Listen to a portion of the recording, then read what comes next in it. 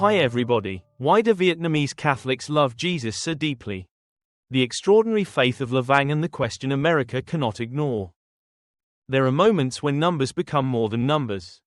They become a testimony. They become a sign of faith. And sometimes, they become a question that the whole Catholic world needs to ask. In August 2026, tens of thousands upon tens of thousands of Vietnamese Catholics gathered at the National Marian Shrine of Our Lady of Vang in central Vietnam for the 32nd Vang Pilgrimage Congress. Some reports and estimates surrounding the celebration have placed the overall pilgrimage crowds at more than 200,000 people. While an exact official attendance figure for a single Mass should be treated with caution, there is no doubt that the scale of the gathering was extraordinary. For 3 days, from August 13 to 15, 2026, Catholics from dioceses throughout Vietnam and from overseas communities came together at Vang to pray, celebrate the Eucharist, receive the sacrament of reconciliation, adore the Blessed Sacrament, join Marian processions, and profess their faith. The official program included numerous masses, Eucharistic adoration, processions, youth gatherings and devotional celebrations. The theme of this year's pilgrimage was Mary, the woman who proclaims the gospel. But behind the enormous crowds, behind the Marian banners, behind the hymns and processions, there is a deeper story. It is the story of a people who have suffered for their faith, preserved their faith, and passed that faith from one generation to another. And it raises a fascinating question. Why does Catholic faith remain so powerful in Vietnam? Vang, when faith becomes a pilgrimage. For Vietnamese Catholics, Vang is not simply a beautiful religious destination. It is a place of memory. It is a place of suffering. It is a place of hope. And above all, it is a place where generations of Vietnamese Catholics have come to encounter the Mother of God. The National Shrine of Our Lady of Vang is regarded by the Catholic Church in Vietnam as the country's national Marian pilgrimage center. The Archdiocese of Hue described the 2026 gathering as an event eagerly awaited after nearly a decade without the regular Congress. Since the previous major pilgrimage Congress in 2017. That long absence makes the 2026 pilgrimage even more significant. People came by buses. They came in family groups. They came with parish communities. Young people came. The elderly came. Religious sisters came. Priests came. Children came with their parents. Some traveled hundreds of miles. Others traveled through the night. Many came not because they were looking for entertainment, comfort, or social recognition. They came because they wanted to pray. They came because they wanted to be near Mary. And they came because they believed that, through Mary, they would be brought closer to Jesus Christ. That is the heart of Vang. More than a crowd. Imagine standing at Vang before sunrise. The sky is still dark. Thousands of people are already awake. Some are praying the rosary. Some are kneeling. Some are holding candles. Some are carrying images of the Blessed Virgin Mary. Families stand together. Children sleep in their parents' arms. Elderly pilgrims quietly move toward the altar. And then the bells begin to ring. The sound of sacred music rises over the crowd. The procession begins. And suddenly, thousands upon thousands of people are no longer simply spectators. They become one community, one church, one family, one people gathered around the Eucharist. This is what makes a Catholic pilgrimage different from a concert or a sporting event. People do not come merely to watch. They come to worship. They come to surrender. They come to say, Jesus, I believe in you. How does Vang compare with Catholic events in America? This question becomes particularly interesting when we look at the United States. America has some of the largest and most sophisticated Catholic events in the world. The 2024 National Eucharistic Congress in Indianapolis brought together more than 50,000 Catholics, with reports placing the number of lay participants around 60,000. Catholics from all 50 states and numerous countries participated. More than 1,000 priests and around 200 bishops and cardinals were involved. That was an extraordinary event for the Catholic Church in America. It demonstrated that American Catholics are hungry for the Eucharist. They want revival. They want evangelization. They want to rediscover Jesus Christ. They want their Catholic identity to become stronger. And that is something beautiful. But when we compare the scale and character of these events with Vang, an interesting difference appears. The United States is a country of more than 300 million people, with a Catholic population spread across a vast geographical area. Vietnam has a much smaller Catholic population. Yet when a major Marian pilgrimage takes place, an enormous number of Vietnamese Catholics are willing to travel long distances to participate. The question is not simply, how many people came? The deeper question is, why were they willing to come? America has Eucharistic revival. Vietnam has a culture of pilgrimage. There is no need to create a competition between American Catholics and Vietnamese Catholics. That would miss the point. The Catholic Church is one family. Faith looks different in different cultures. In America, the Eucharistic revival has sought to renew Catholic belief in the real presence of Jesus Christ in the Eucharist. The 2024 National Eucharistic Congress in Indianapolis became a major expression of that revival. More than 50,000 Catholics gathered, and a massive Eucharistic procession moved through the city. In Vietnam, Marian devotion has become deeply woven into Catholic family and parish life. The Rosary is prayed in homes. Families bring children to church. Parishes organize pilgrimages. Catholics travel together. The elderly teach prayers to the young. Grandparents teach their grandchildren the names of the saints. Parents teach their children how to make the sign of the cross. Faith is not merely something that happens inside a church building. It becomes part of family identity. It becomes part of memory. It becomes part of everyday life. Why do Vietnamese Catholics love their faith so deeply? Perhaps the answer begins with history. Vietnamese Catholicism was not built only in comfortable circumstances. The history of the Church in Vietnam contains periods of persecution, suffering, imprisonment and martyrdom. The Vietnamese martyrs became a powerful spiritual inheritance for generations of Catholics. Their message was simple. Faith is worth suffering for. When faith is inherited through sacrifice, it can become extraordinarily precious. A person who receives something without difficulty may take it for granted. But a family that remembers ancestors who suffered because they refused to abandon Christ may see faith very differently. Faith becomes a treasure. Faith becomes an inheritance. Faith becomes something that must never be lost. This may help explain why Catholic devotion in Vietnam can be so emotionally intense. For many Vietnamese families, Catholicism is not simply a Sunday activity. It is part of who they are. The family is the first church. Perhaps one of the most important reasons for the vitality of Vietnamese Catholicism is the family.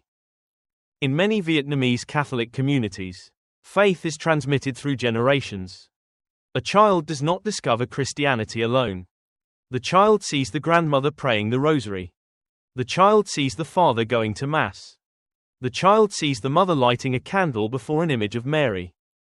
The child hears Catholic hymns. The child learns prayers. The child receives the blessing of parents. And eventually, the child grows up and brings his or her own children to church. The faith continues. One generation gives it to another.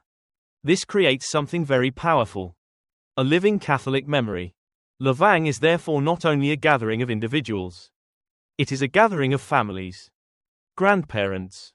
Parents. Children. Grandchildren. Priests. Religious. Young people. The entire church comes together. Mary and Jesus. There is another important point that outsiders sometimes misunderstand. Vietnamese Catholic devotion to Mary is not meant to replace devotion to Jesus. Quite the opposite. Mary always leads Christians toward Christ. The theme of the 2026 Vang Pilgrimage makes this clear. Mary, the woman who proclaims the gospel. Mary is honored because she is the mother of Jesus. She is loved because she teaches Christians how to say yes to God. She is venerated because she points beyond herself. To Christ. To the cross. To the resurrection. To the Eucharist. That is why a Marian pilgrimage ultimately becomes a Eucharistic pilgrimage. At Vang, Catholics do not simply gather around an image of Mary. They gather around the altar. They receive the Eucharist. They confess their sins. They adore Jesus in the Blessed Sacrament.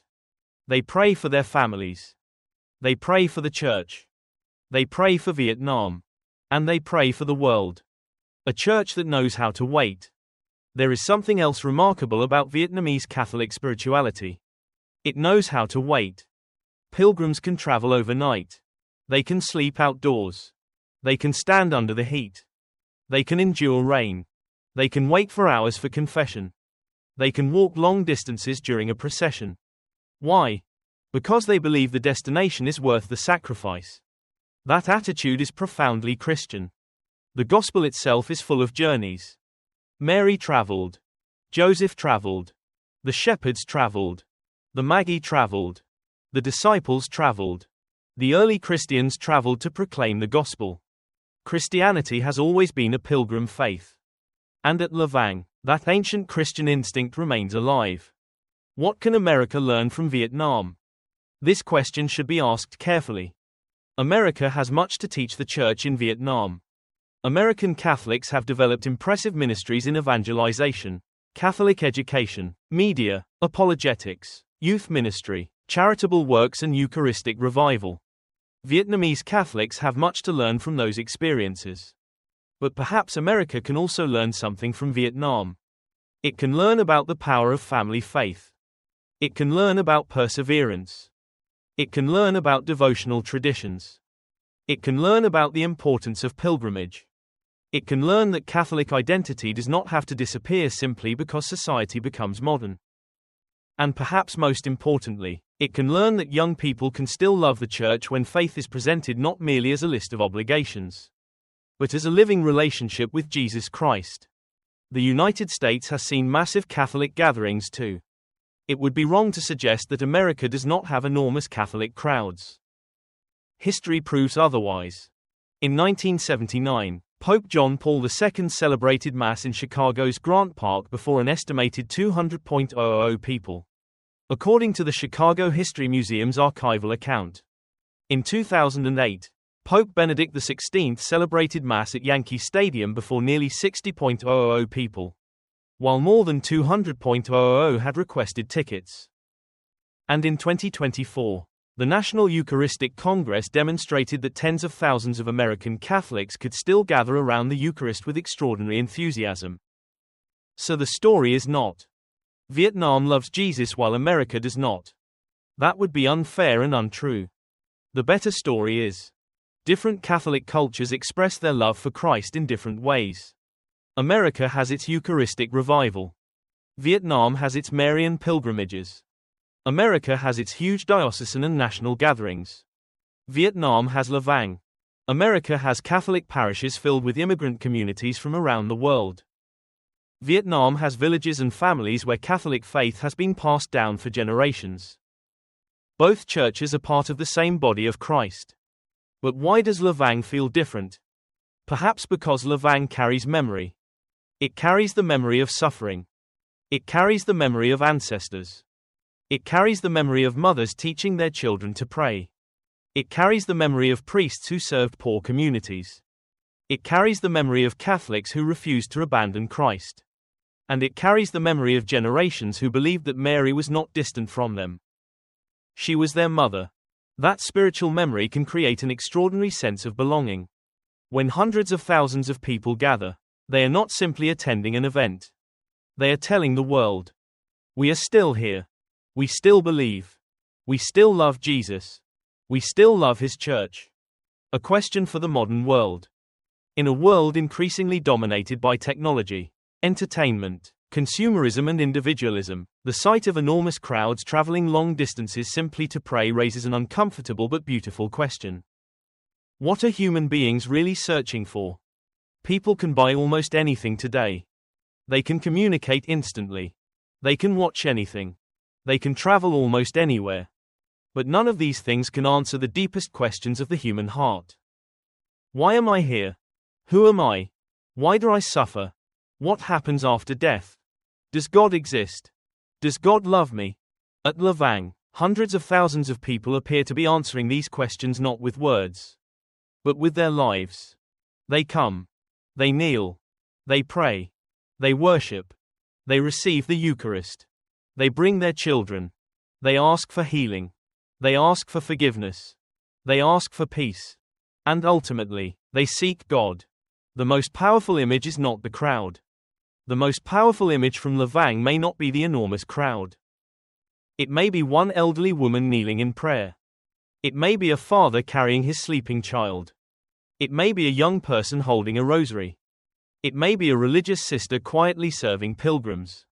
It may be a priest hearing confession late into the night. It may be a family praying together before the Eucharist. Because Christianity has never ultimately been about numbers. It is about persons. Jesus did not die for a statistic. He died for every human being. And perhaps this is the deepest lesson of Vang. Behind the hundreds of thousands are hundreds of thousands of individual stories. Stories of suffering. Stories of healing. Stories of conversion. Stories of family. Stories of hope. Stories of faith. Vietnam's Catholic witness. Vietnam is not the largest Catholic country in Asia. It does not have the world's largest Catholic population. It does not possess the financial resources of some Western Catholic communities. But it possesses something extraordinarily precious. A living memory of faith. A faith that has survived hardship. A faith that has crossed generations. A faith that continues to gather families. A faith that continues to fill churches. A faith that continues to send pilgrims on long journeys. And a faith that continues to place Jesus Christ at the center. Perhaps this is why Vang matters far beyond Vietnam. It reminds the universal church that Christianity does not live only in cathedrals, universities, or institutions. It lives in families. It lives in ordinary people. It lives in the elderly woman praying the rosary. It lives in the young man carrying a cross. It lives in the child learning his first prayer. It lives in the priest celebrating Mass. It lives in the pilgrim walking through the night. And it lives wherever a human heart says, Jesus, I trust in you. From Vang to the world. The Catholic Church in America is searching for revival. The Catholic Church in Vietnam is also searching for renewal. The challenges are different. The cultures are different. The histories are different. But the answer is the same. Jesus Christ. At Vang, hundreds of thousands of Vietnamese Catholics gathered around Mary. But Mary points beyond herself. She points to Bethlehem. She points to Calvary. She points to the empty tomb. She points to the Eucharist. She points to her Son. And perhaps that is why the crowds continue to come. They are not simply looking for a beautiful religious experience. They are looking for Jesus. So, why do Vietnamese Catholics love God so deeply? Perhaps because their grandparents taught them. Perhaps because their ancestors suffered for the faith. Perhaps because their families pray together. Perhaps because Mary has become deeply woven into their spiritual identity. Perhaps because they have discovered something that modern society sometimes forgets. The human heart was created for God. And when that heart finds Him, it wants to return again and again. To the altar. To the Eucharist. To prayer. To confession. To Mary. To the Church. To Christ. That is the mystery of Vang. And that is the witness Vietnam offers to the Catholic world. A people on pilgrimage. A people carrying memory. A people carrying hope. A people who still believe. And above all, a people who still love Jesus. May Our Lady of Vang continue to pray for the Church in Vietnam. For the Church in America, and for Catholics throughout the world. May she lead every pilgrim to her Son. And may the world never forget the simple message written into the lives of those thousands upon thousands who traveled to Vang. Faith is alive when people are willing to walk for it, suffer for it, pray for it, and pass it on. Jesus Christ is still the center. And the Vietnamese people are still walking toward Him.